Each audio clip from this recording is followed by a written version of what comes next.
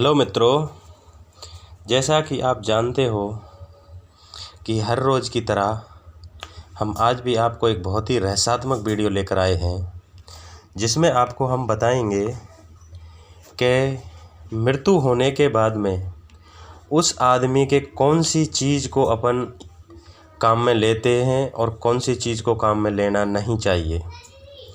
तो इसके बारे में आपको बताएंगे कि जिस इंसान की मृत्यु होती है उसके पास में कई चीज़ें ऐसी होती हैं, जैसे कि कपड़े हैं, अष्ट धातु की चीज़ें हैं, उसका खाट या पलंग होता है और भी उसके बर्तन होते हैं। तो आज हम आपको इन सब का रहस्य बताएंगे कि इन चीज़ों के काम में लेने से क्या होता है और क्या नहीं होता है। तो मित्रों, चलिए आज इस वीडियो में हम आपको बताते हैं इस मृत्यु का पूरा रहस्य। तो मित्रों, जिस इंसान की मृत्यु होती है उसके पास में दो प्रकार के वस्त्र होते हैं। एक वस्त्र वो होते हैं जिसको वो रोज़ ही धारण करते हैं या यूज करते हैं, और एक प्रकार के वस्त्र वो होते हैं जो जैसा कि उन्होंने नवे वस्त्र ला करके और रख दिए हों, एक बार पहने हों या कभी ना पहने हों।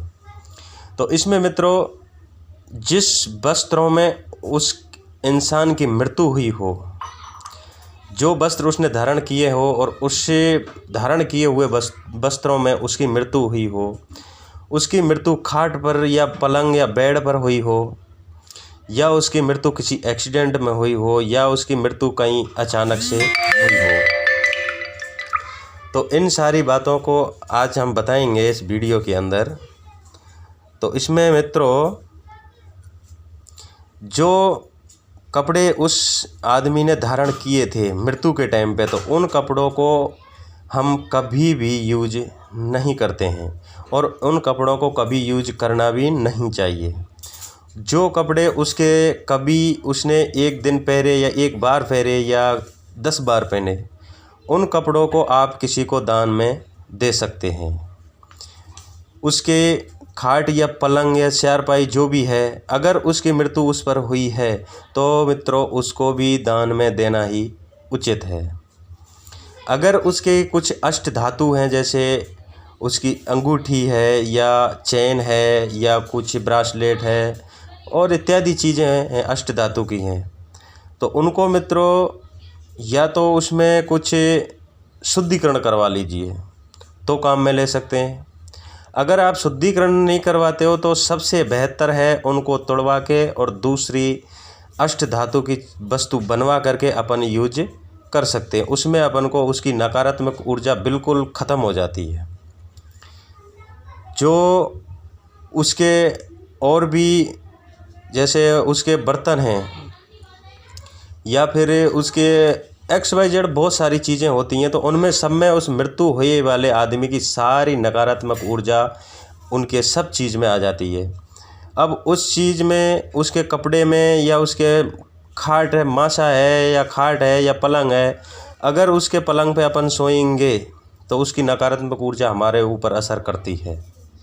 तो ये मित्रों बात सही है, पहले भी बताया जा चुका है और अभी भी बताते हैं लोग कि जो इंसान मर जाता है वो अपनी नकारात्मक ऊर्जा वहाँ पर छोड़ जाता है, जिससे कि उसके हक की जो भी चीज़ें होती हैं उनमें सारी में नकारात्मक ऊर्जा उपलब्ध हो जाती है।